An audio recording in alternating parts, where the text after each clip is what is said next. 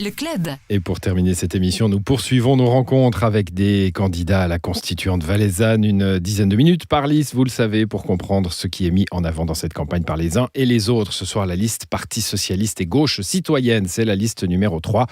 Avec nous, Olivier de Riva. Bonsoir. Bonsoir. Vous êtes candidat dans le district de Montet, Olivier de Riva. Alors, question traditionnelle pour nos invités. Qu'est-ce qui vous engage à tenter cette aventure de la constituante ? Mais l'opportunité est historique, ça arrive qu'une fois par siècle et je participe volontiers à cette aventure. En toute modestie, je crois avoir certaines compétences techniques de par mon parcours professionnel que je mets volontiers à disposition. Vous êtes juriste, avocat et notaire. Exactement. Je mets volontiers à disposition ces compétences. Je pense que la constituante focalise beaucoup de fantasmes et de rêves qui malheureusement pourront pas tous être assouvis. Il faudra quand même cadrer le débat et c'est un débat qui m'intéresse. La chose publique me passionne depuis une trentaine d'années, ici en Valais et même ailleurs. Alors voilà. Alors c'est vous qui avez prononcé les mots de fantasme et de rêve. Donc maintenant, on va s'intéresser à ce que vous mettez en avant au Parti Socialiste et Gauche Citoyenne. Je rappelle toujours qu'il y a cette ouverture dans beaucoup de partis politiques, dans presque tous d'ailleurs, à des candidatures non encartées, non partisanes. Bon, je dis fantasme et rêve parce qu'on trouve dans ce que vous avez mis en avant, vous avez fait une plateforme d'idées, vous avez demandé des idées, vous y avez travaillé. On voit beaucoup des rêves socialistes dans cette plateforme, comme beaucoup de subventions, beaucoup de protections, et donc des coûts. Oui, sans doute, mais je pense que le Valais la politique, finalement, c'est une question de priorité. Donc, le Valais a les moyens de mettre les coûts au bon endroit, et je pense que les constituants vont devoir réfléchir à ces priorités. Ceci dit, c'est pas simplement un arrosage de la population et des plus faibles. Le vivre ensemble, c'est la cohésion, c'est le respect, et c'est pas forcément des considérations financières. Ça peut aussi être des questions institutionnelles, des questions de fonctionnement, des questions de formation. Donc c'est pas prioritairement une question de coût, même si vous voulez un droit au logement, droit opposable au logement, ça veut dire que l'État doit garantir ça.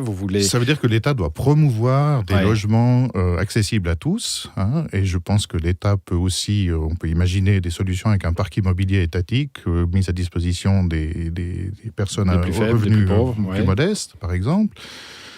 C'est le droit à un accès à la formation de manière large. Il ne faut pas que des gens au XXIe siècle soient privés d'une formation pour des raisons financières.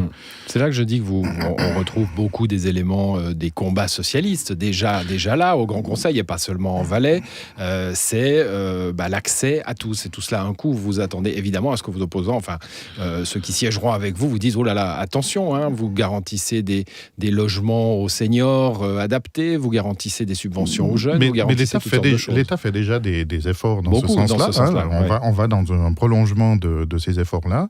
Et moi, je pense que c'est tout à fait possible. Alors, il faut reconnaître de la cohérence dans ce dernier point, dans ce point suivant, plutôt, c'est la fiscalité. Là encore, ce n'est pas un combat nouveau pour le Parti Socialiste, mais vous allez chercher les sous là où ils sont. Exactement, c'est ça le principe de la fiscalité, c'est là qu'il faut aller chercher. Il y a un grand thème qui est délicat, c'est la présence de forfaits fiscaux. Est-ce qu'on doit continuer dans cette voie-là ? Je pense qu'on ne doit pas se priver d'apports financiers qui peuvent être importants, mais on doit avant tout viser à une justice fiscale. C'est pas normal que celui qui gagne énormément beaucoup paye proportionnellement beaucoup moins d'impôts que celui qui a un revenu ordinaire. Et là, il y a un réel problème. Alors, forfaits fiscaux, il faut vraiment y réfléchir et je pense que le débat va être posé sur la table. Oui. Il y a aussi le combat, qui est un vieux combat du Parti Socialiste en Valais, entre l'amnistie fiscale et la recrudescence de la lutte contre la fraude fiscale, qui est plutôt votre avis. Il faut que les fraudeurs soient pris et payent. Bien sûr, oui. C'est encore une fois une question de justice fiscale, de justice avec un grand J d'une manière générale, et ça s'applique aussi au fisc, évidemment. On va parler du soutien aux minorités. Elles sont très appelées dans cette campagne. On parle souvent des minorités en toutes sortes de termes d'ailleurs, notamment les étrangers. Là, il y a une prise de position claire, droit de vote pour les étrangers sur le plan communal, étrangers établis évidemment, certaines conditions. Oui, ça a été abondamment dit et beaucoup de gens gens vont dans ce sens-là, hein, pas seulement chez nous, mais chez nous, c'est une revendication très très claire, effectivement. C'est que normal que celui qui vit ici, qui s'y est établi, qui est là depuis longtemps, qui participe à la vie économique, qui participe à la vie sociale, puisse s'exprimer aussi sur le niveau politique et pourquoi pas aussi être élu pour participer dans les institutions, dans les conseils généraux, dans les municipalités, même au Grand Conseil. Il y a un doute encore au Parti socialiste, il y a des dissensions sur le plan communal, cantonal. Alors, on a plus de consensus sur le plan communal. Hein, sur le plan communal, ça paraît assez clair. Sur le plan cantonal, j'ai pas fait le tour de toutes les popotes, mais je pense que le Parti socialiste va largement ouvrir le débat à cette accessibilité. Le monde du travail, hein, c'est un monde qui est le monde du Parti socialiste, né de la protection des travailleurs. Vous voulez un salaire minimum, ça peut être imposé dans la Constitution ? Oui, à mon avis, ça peut tout à fait être imposé dans la Constitution, pas forcément en termes de montant, mais la Constitution peut très bien dire que l'État fait en sorte que sur le territoire cantonal, il y a un salaire minimum garanti. Après, ce sera une loi d'application de fixer les modalités. On parle beaucoup du territoire et de son redécoupage, on parle beaucoup d'un Valais qui est en train de changer, qui est peut-être déjà changé d'ailleurs, qui s'urbanise, qui se passe plus en plaine aujourd'hui qu'en montagne. Quelle est la vision du Parti socialiste là-dessus ? Alors, à titre personnel, je suis contre une protection des minorités qui stigmatise les minorités. C'est l'effet pervers de la protection, c'est de faire des catégories. Et il faut éviter de transformer les montagnes en parc d'attractions. Il y a plusieurs, il y a différents types, si vous voulez, de population en Valais. Moi, je pense qu'on fait tous partie de la même population. Ceci dit, il faut faire attention aux besoins des montagnes, des villages de montagne. Je suis moi-même ressortissant d'un village d'altitude dans la vallée du Trien. Je vois bien quelles sont les difficultés pour les gens de rester sur place, de vivre sur place, etc. Alors, l'État ne peut pas faire des miracles en la matière, mais l'État, en termes, par exemple, de péréquation financière entre les communes, peut aider les communes de montagne, et ça me paraît important de ne pas oublier les communes de montagne. En termes de services publics également, vous mettez une idée sur la table il ne faut plus réfléchir les services publics en termes communaux, il faut vraiment aujourd'hui les réfléchir en termes régionaux. Oui, absolument. Et là, on ne parle pas que de la mobilité, on parle de tout. Alors, c'est surtout vrai pour la mobilité, de permettre aux gens de retourner à la montagne s'ils ont travaillé en plaine, en journée, par exemple. Ça, c'est très important. C'est important de garder dans les montagnes des écoles dignes de ce nom. C'est important qu'il y ait ce lien, et le lien passe par la mobilité, effectivement.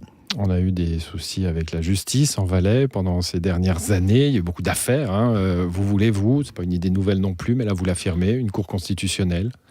Oui, alors la Cour constitutionnelle, c'est encore un petit peu un autre débat, parce que c'est le contrôle de la légalité des textes par rapport à la Constitution. Le fonctionnement de la justice, c'est un autre débat. Il y a eu déjà un progrès énorme en Valais par l'instauration constitutionnelle d'un Conseil supérieur de la magistrature, dont le Grand Conseil va débattre la semaine prochaine. Ce Conseil va devoir faire ses preuves, faire ses armes et faire ses preuves, et moi j'en attends beaucoup. Maintenant, la justice valaisanne n'est pas si mauvaise que ça. Elle manque peut-être de moyens. Elle a peut-être besoin de réorganisation au niveau des juges de première instance. Il y a peut-être des transferts de compétences à prévoir entre le ministère public et d'autres institutions. Le ministère public est surchargé par les petites affaires pénales. On peut tout à fait imaginer qu'on le soulage de ces cas mineurs pour qu'il puisse se consacrer aux grosses affaires. Et Dieu sait s'il y a besoin de se consacrer aux grosses affaires. Voilà, il y a plusieurs pistes à explorer. Alors, ce sera à faire avec le Conseil de la magistrature, mais on peut donner des pistes déjà dans la Constitution. Voilà, pour terminer, je passe sur mon erreur sur la Cour constitutionnelle, mais je reviens sur l'argent. Vous avez dit la justice manque peut-être de moyens. Je vous ai, moi, dit, vous demandez beaucoup. Et puis, en même temps, il faut bien trouver l'argent quelque part. Et là, vous dites, il faut arrêter avec ce double frein économique à l'endettement pour se donner les moyens justement de services publics forts. Ou établir d'autres priorités. Pour moi, la justice est un des piliers du fonctionnement de la société démocratique, d'une société moderne, et on doit donner des moyens à la justice. C'est tout aussi important qu'une route magnifique, que des glissières de sécurité flambant neuves, que des giratoires à tout va. Mais pour avoir ces moyens, il faut pouvoir s'endetter un peu. Peut-être, oui. Moi, je n'ai pas de problème avec ça. C'est aussi une des possibilités qui va donner la vie économique au canton, et pourquoi pas la dette. Olivier de Riva, vous êtes candidat sur la liste Parti socialiste et gauche citoyenne. Merci à vous d'être passé dans cette émission. Merci Bonne soirée. Votre accueil. Demain, nous continuerons cette série et recevrons la liste UDC et Union des citoyens. C'est la fin de cette émission. À l'édition ce soir, Serge Jubin, Hélène Yost et Estelle Davin. Excellente soirée à vous. À demain dans le club. Retrouvez tous les sujets du club en podcast sur radiochablais.ch.